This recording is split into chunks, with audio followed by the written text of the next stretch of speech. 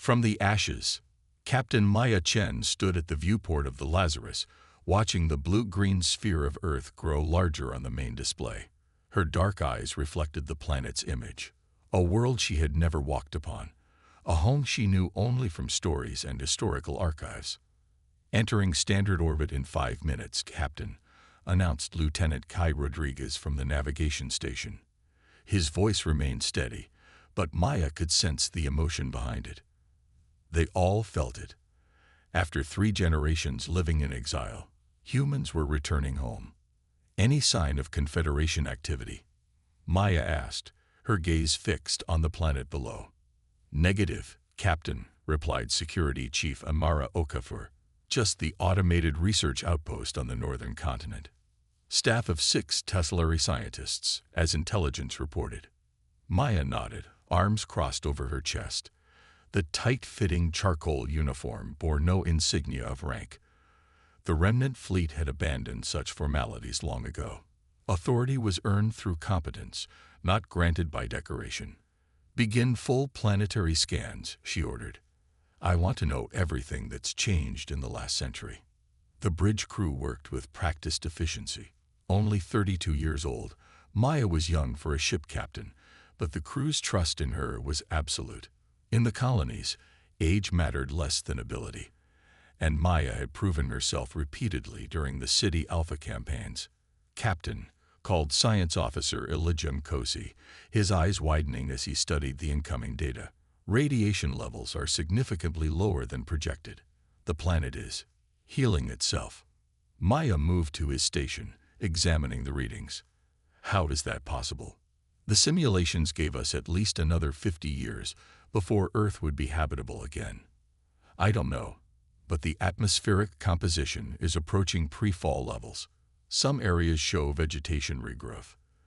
There's even evidence of animal life in less affected regions." The bridge fell silent as the implications sank in. For generations, humans had believed Earth was lost to them, a radioactive wasteland rendered uninhabitable by the cleansing war. The possibility that their ancestral home could be reclaimed within their lifetime changed everything. "There's something else," Elijah continued, his voice dropping. "The destruction patterns. They don't match our historical records." "What do you mean?" Maya asked sharply. "The radiation signatures and blast patterns.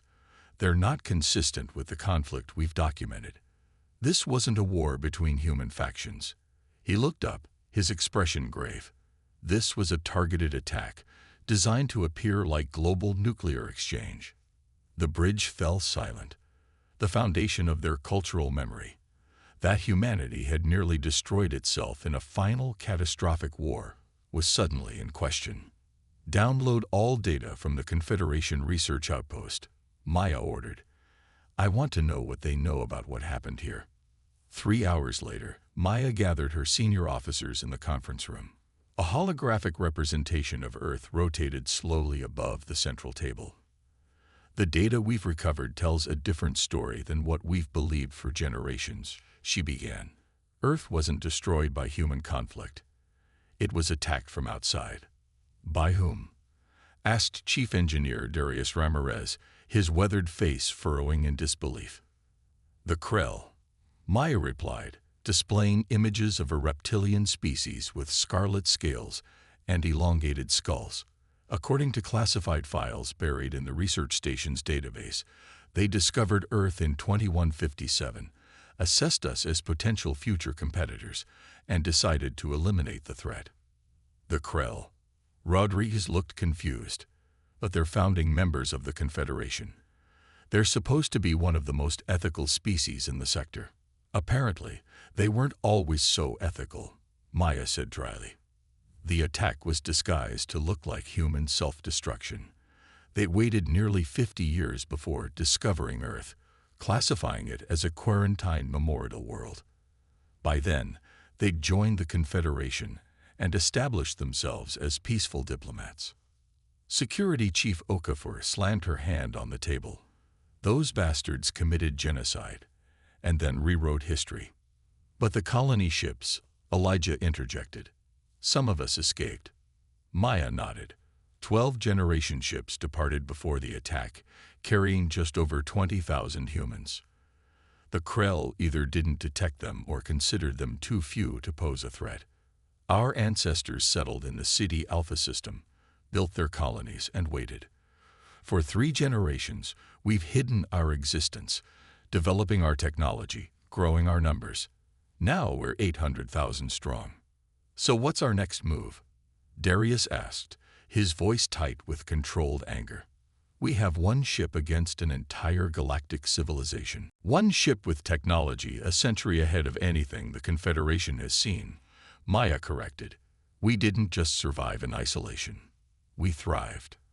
Our quantum fold drive, phase shields, neural interfaces, they've never encountered anything like them. She gestured to the holographic display, which shifted to show the other 6 vessels of the remnant fleet, currently hidden in the shadow of Jupiter's magnetic field, invisible to conventional sensors. We didn't come to start a war, Maya continued. But we won't hide any longer. It's time humanity took its place among the stars, and time the Confederation faced the truth about one of its founding members. They'll try to silence us, Okafor warned. A truth this explosive could fracture the Confederation. Then we'll need to be strategic, Maya agreed. We start by making contact with the research outpost, not as conquerors, but as returning natives. Let's see how the Teslari scientists react to meeting the ghosts of Earth. Dr. Len Tovek gazed through the reinforced window of Research Outpost E11, cataloging the spring flowering of a resilient plant species that had adapted to post-apocalyptic Earth. As lead xenobiologist for the Confederation research team, he found Earth's ecological recovery fascinating, an object lesson in planetary resilience. The outpost's alert system chimed softly, drawing his attention from his observations. Dr. Tovak called his assistant, Mira, her blue-tinged face appearing on the communication panel. Sensors have detected an approaching vessel. Tovak frowned. Confederation. Unknown design. It's requesting communication. Smugglers, probably. Tovak sighed. Despite strict quarantine protocols, artifact hunters occasionally risked Confederation penalties to scavenge technology from Earth's ruins. Alert Confederation security and engage standard protocols. Sir, Mira's voice wavered.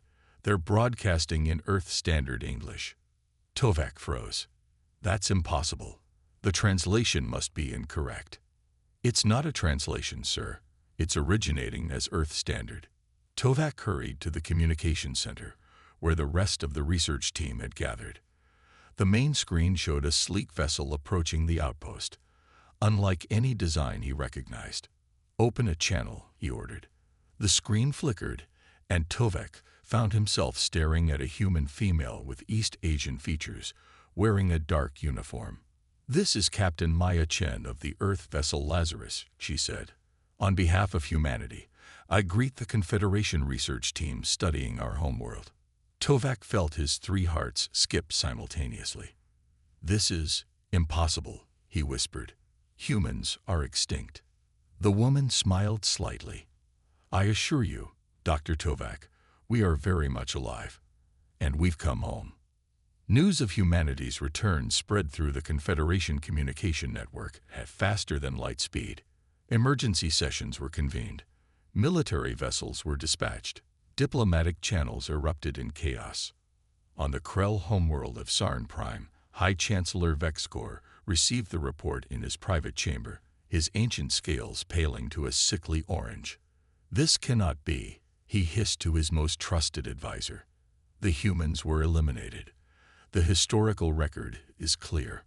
The evidence suggests otherwise, Excellency, replied Advisor Theric cautiously. The human vessel matched its DNA profiles to pre-extinction samples. They are descendants of colony ships that escaped before the incident. Before we cleansed their world, you mean? Vexcor snapped. Speak plainly. Theric, we are alone here. Yes, Excellency. The humans claim to have proof that the Krell orchestrated Earth's destruction. They're demanding a meeting with the Confederation Council. Vexcor paced the chamber, tail lashing behind him. Denied. They have no standing.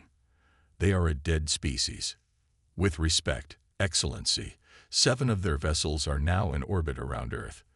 Their technology appears advanced. The Confederation Science Ministry is particularly interested in their propulsion system, which doesn't match any known principles. They've had a century to develop in isolation, Vexcor muttered. Have they made contact with other species? Only the research outposts so far. But they've transmitted their evidence throughout the Confederation network. Many are already viewing the data. Vexcor's scales flushed deep crimson. Silence them. Position the defense fleet. These humans cannot be allowed to spread their lies. Theric hesitated. The humans anticipated this reaction, Excellency. They've announced that if any of their vessels are attacked, every Confederation world will simultaneously receive complete historical archives detailing the Krell's role in Earth's destruction. For the first time in his 300-year life, High Chancellor Vexcor felt fear grip his ancient hearts. The truth, buried for a century, threatened to emerge. And if it did, the Krell standing among the 17 species of the Confederation would be irreparably damaged. Then we must discredit them, he decided.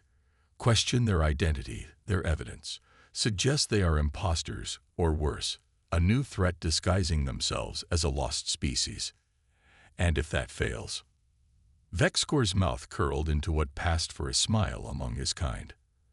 Then we finish what we started a century ago. The reckoning. 3 days after humanity's return became known throughout the Confederation, the Grand Chamber of 17 on Nexus Prime hummed with urgent voices. Representatives from all Confederation species filled the tiered seats, their diverse forms creating a living tapestry of galactic diversity. In the central speaking circle stood Maya Chen, flanked by Elijah and Amara. Despite being surrounded by beings from 17 different worlds, she showed no sign of intimidation. Behind them, a holographic display showed images of Earth before and after the catastrophe that had nearly ended human civilization. Members of the Confederation, Maya began, her voice carrying through the chamber's perfect acoustics. Humanity thanks you for convening this emergency session. After a century of absence, we return not seeking vengeance, but truth and recognition. Murmurs rippled through the assembly. Many representatives were seeing living humans for the first time, a species believed extinct, now standing before them. The official history claims Earth destroyed itself in a global conflict, Maya continued. That history is false. Earth was attacked by the Krell, who then manipulated evidence to suggest human self-destruction. The Krell representative, Ambassador Slack, rose immediately, his crimson scales gleaming under the chamber lights. These are outrageous claims. The humans provide no credible evidence, only fabricated records that cannot be verified. Elijah stepped forward, activating a series of holographic displays. We have recovered original, unaltered Krell military logs from before they joined the Confederation. They detail the discovery of Earth, assessment of human potential, and the decision to eliminate us as future competitors. The chamber erupted in shocked exclamations as the translated logs played, showing Krell military commanders discussing Earth's resources and planning what they called preemptive sterilization. These could be fabricated. Slack protested, but his voice lacked conviction. They are authenticated by your own archival verification systems, Maya countered. The encryption and coding match Krell military standards from that era, but we offer additional proof. She nodded to Amara, who activated another holographic display. This is genetic mapping of Earth's radiation patterns. The isotopic signatures don't match human nuclear technology of that period, but they perfectly align with Krell plasma bombardment technology.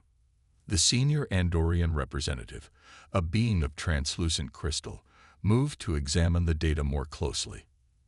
The Andorians were renowned for their scientific expertise and unimpeachable ethics. This evidence is compelling, the Andorian stated, its voice resonating like wind through chimes. The radiation patterns indeed appear inconsistent with recorded human weapon capabilities. I request a formal investigation. Ambassador Slack's scales darkened with rage.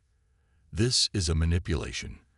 These creatures claim to be human, but they could be any species attempting to destabilize the Confederation by attacking one of its founding members. Maya remained calm. We anticipated such claims. We have submitted our genetic samples for comparison against preserved human DNA in Confederation archives. The results confirm we are indeed human descendants. The Grand Arbiter, a massive tentacled vortex who presided over the assembly, raised 3 of its limbs for silence.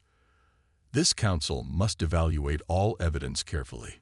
If these claims are substantiated, they represent one of the gravest violations of Confederation principles in our history. While you deliberate, Maya said, humanity reclaims Earth as our homeworld. We seek formal recognition of our sovereignty and our right to resettle our planet. Impossible. Slack hissed. Earth is designated as a memorial world under Confederation protection. A designation based on false premises, Maya replied evenly. We are the rightful inheritors of Earth. We do not seek conflict with the Confederation, but we will defend our home. Outside the chamber, High Chancellor Vexcor received urgent communication from the Krell Military Command. The human vessels possess technology far beyond our assessment, reported Fleet Commander Zixon. Our preliminary analysis suggests their defensive capabilities could withstand our entire battle fleet. Impossible, Vexcor snarled. They are a primitive species. Not anymore, the commander replied grimly. A century of isolated development has taken them in directions we never anticipated. Their propulsion alone operates on quantum principles we've only theorized about. Vexcor's mind raced. The situation was deteriorating rapidly. If the Council accepted the humans' evidence, the Krell would face sanctions, reparations, possibly even expulsion from the Confederation they had helped found. Position our fleet, he ordered. If diplomacy fails, we eliminate the human vessels before they can spread their evidence further. With respect, Chancellor, they've already distributed their evidence throughout the Confederation network. Destroying them now would only confirm their accusations. Vexcor hissed in frustration. The humans had outmaneuvered them, something no species had done to the Krell in centuries. Back in the council chamber, the debate had turned heated. The Krell found themselves increasingly isolated as other species demanded a full investigation. The evidence suggests a grave injustice, declared the Tesslari representative, her feathered crest raised in agitation. If the Krell committed genocide and concealed it, the very foundation of the Confederation is compromised. Before Ambassador Slack could respond, the chamber's alert system activated.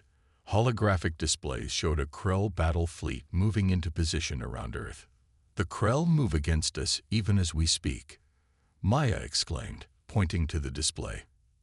They seek to silence us, just as they tried to a century ago. The Grand Arbiter's massive form shuddered with outrage. Ambassador Slack explained this aggression. Slack's scales paled. A defensive posture only. These humans represent an unknown quantity with advanced technology. Prudence dictates. He was interrupted by Elijah, who pointed to a new holographic display. The Krell vessels are charging weapon systems. The council chamber erupted in chaos. The Grand Arbiter extended all tentacles in a gesture of extreme censure. This action violates council proceedings. Stand down, your vessels, immediately. But on the display, the Krell fleet continued its advance toward Earth, where the 7 human vessels maintained orbit. Maya's communication device chimed. After a brief exchange, she addressed the council again, her voice cutting through the tumult. The remnant fleet has activated defensive systems. We will not fire first, but neither will we allow history to repeat itself. On the display, the Krell ships suddenly found themselves surrounded as 18 additional human vessels materialized around them, seemingly appearing from nowhere. The council gasped collectively. Impossible, whispered the Tesslari representative. No cloaking technology can hide vessels from our sensors. Not cloaking, Elijah explained, a hint of pride in his voice. Quantum phase variance. Our ships existed in a slightly different dimensional state until now. They were there the entire time, the Andorian observed with something like admiration, existing between conventional states of matter. Ambassador Slack slumped in his seat, defeated. The sudden appearance of an entire human fleet, technologically superior and strategically positioned, changed everything. The Krell's military advantage, long a cornerstone of their political power, had evaporated in an instant. Hours later, as the council deliberated in closed session, Maya stood in a private observation deck overlooking the glittering expanse of Nexus Prime. Earth was a distant point of light from here, but it called to her with a pull she couldn't explain, the genetic memory of home. The door slid open, and the Andorian representative entered, its crystalline form catching the starlight. Captain Chin, it greeted, resonant voice gentle. The council has reached a preliminary decision. Maya turned from the view, and the evidence you've presented is deemed credible. A full investigation will be conducted into the Krell actions regarding Earth. In the meantime, humanity is granted provisional recognition as a living species with legitimate claim to Earth. Maya exhaled slowly, and the Krell